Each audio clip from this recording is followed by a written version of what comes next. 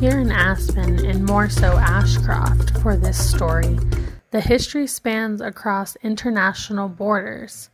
A man by the name of Stuart Mace was the founder of Toklot Lodge here in Aspen, Colorado.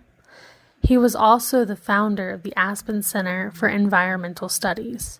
When Stuart Mace arrived in Aspen in 1948, he created an ecological and artistic escape at Toklot.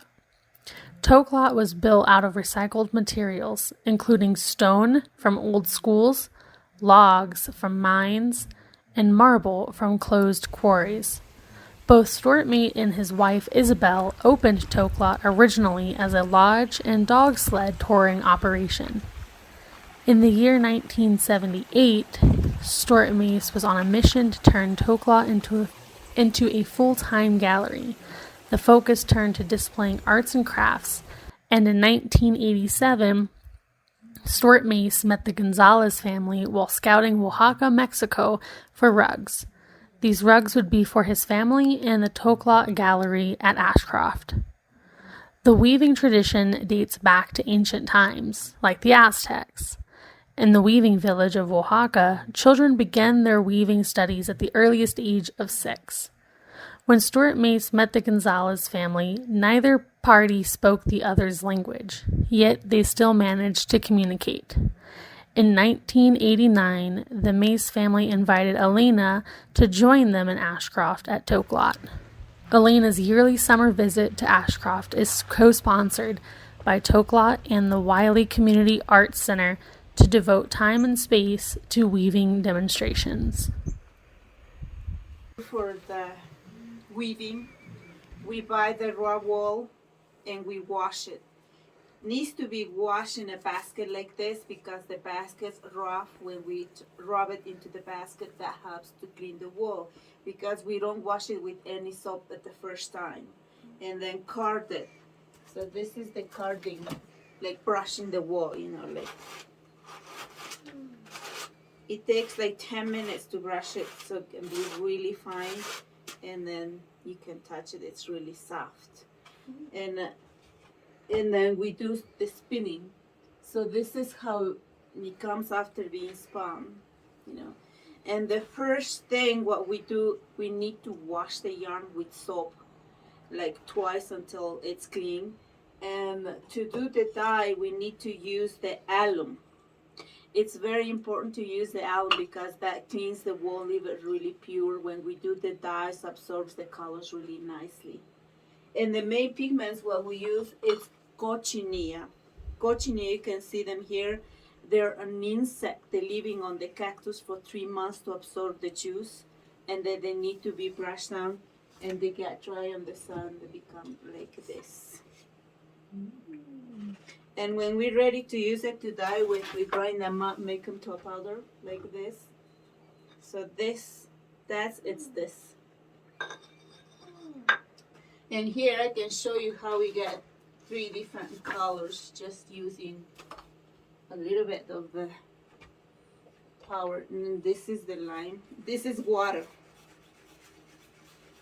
So this is the first color what we get. It's very important to balance the pH, because if we don't balance the pH, the colors won't stay in the yarn. They're going to be, when we wash, it's going to run out. So here, it's changed the color a little bit. And now to get purple, I'm going to use the alkaline, and the alkaline comes from baking soda.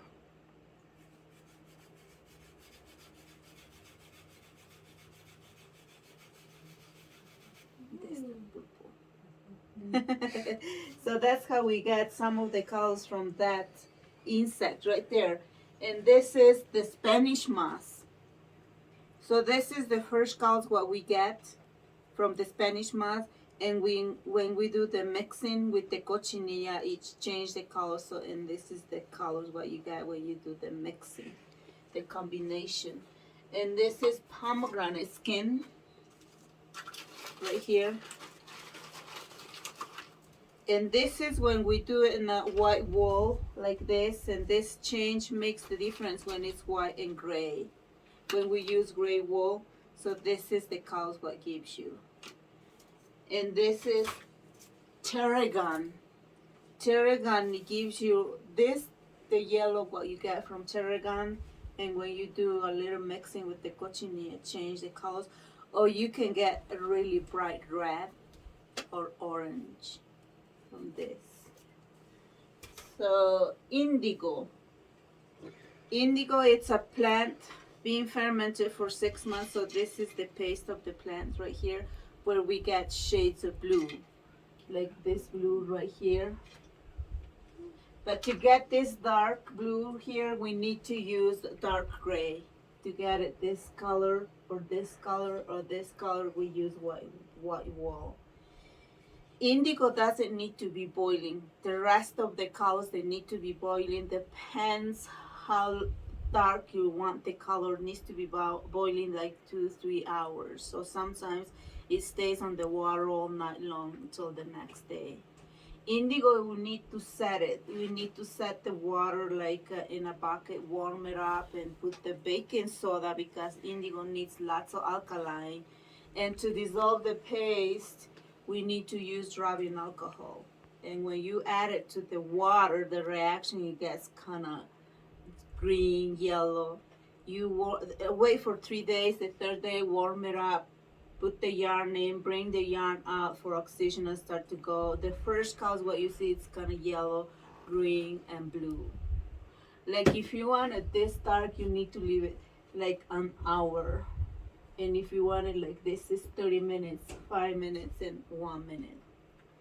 And all the design that has a meaning. Hummingbird, and that's for Spanish hummingbird, and this is a hummingbird. Hummingbirds means a messenger bird because when they speed in front of you, Taj, you never stop, never look at the past. This is the life and death because when somebody dies, but new life is going to start all over again. And this is a tree of life. Tree of life, it's a family because we born, produce, and die. So that's the meaning of some of the designs. Like fish means happiness. Like that design, it's new. The red design with the butterfly, there's a dancing. Yes. So that's how this is to do the weaving where you step up and down.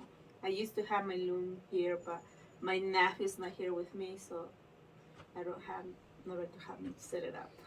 And some of the design it takes very long to weave, like the tree of life on the wall in the middle. That's a year of work, working 8 hours a year, 8 hours a day. Yeah.